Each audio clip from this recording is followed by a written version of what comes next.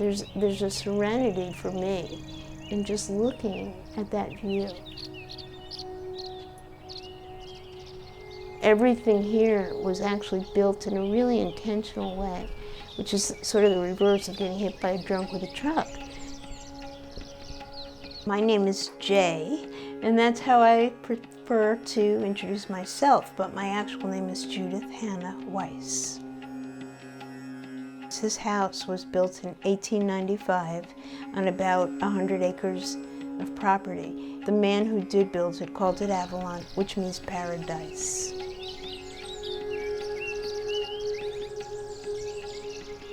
I guess I was in the wrong place at the wrong time. The car I was in, which wasn't my car, was entirely compacted. And I was pretty compacted too.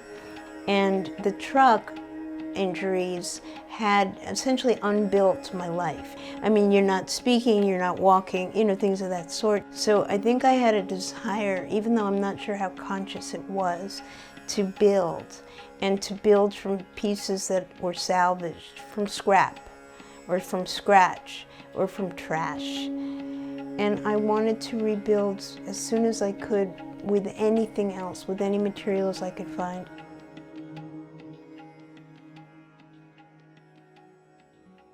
I couldn't maintain a very good, consistent narrative about anything. So even if I could have, let's say, some words, a lot of times I couldn't put them together so they fit and made sense.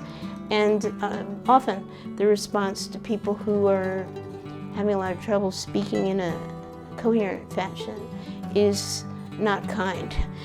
So I think I wanted to put something together that I could put together, that I could put together well, and that could be one of a kind. It didn't need sequencing.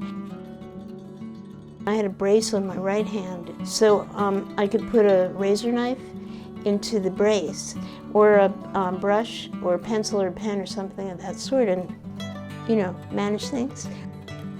I think I found paper pretty much the way anybody would find paper. I mean, I used straw wrappers, I used paper placemats, I used maps, I used old music scores.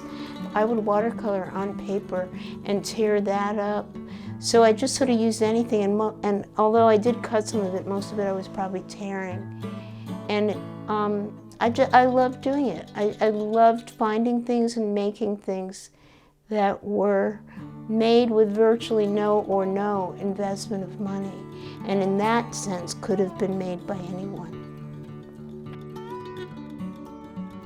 I wanted to reclaim things and make beautiful things out of stuff that would have been discarded, stuff that was not respected and not even considered a lot of the time, which includes some humans and some human lives. I wanted to build anything I could out of stuff that had been extremely hurt, and yet I felt could become beautiful.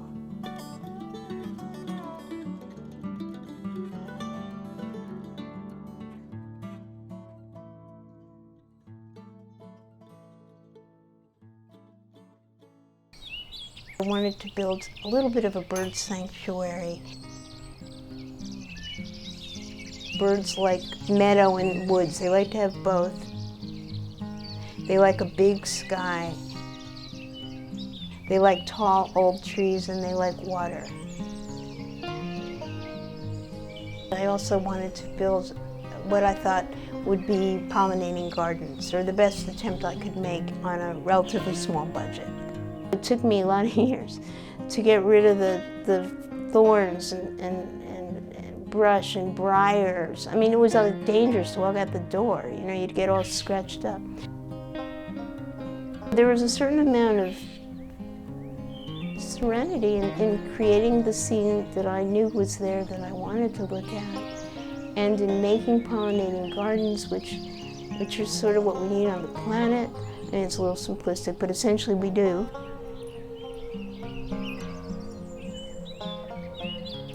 I'm at a very critical point in my life where I'm experiencing a lot of grief and loss and mourning, because I have to move out of this house. There's a lot of stuff about facing mortality. So actually, I do not experience right now that I'm currently dying, but one could certainly say that everyone's currently dying, right? But I mean, to the best of my knowledge, I don't currently have something that is going to end my life. But nevertheless, I know that where I'm going is the last home I will ever have. So there's something incredibly sobering about that, and yet it sort of ties in with making the most beautiful days I can, while I can, and maybe sharing things with people that they might find beautiful. Some of my ancestors were killed in the Holocaust, so they didn't get any choice about anything. And who knows what they might have built, or what they might have thought, or what they might have felt, or what they might have done. They didn't get the chance. I want to do everything I can, with what I can, while I can.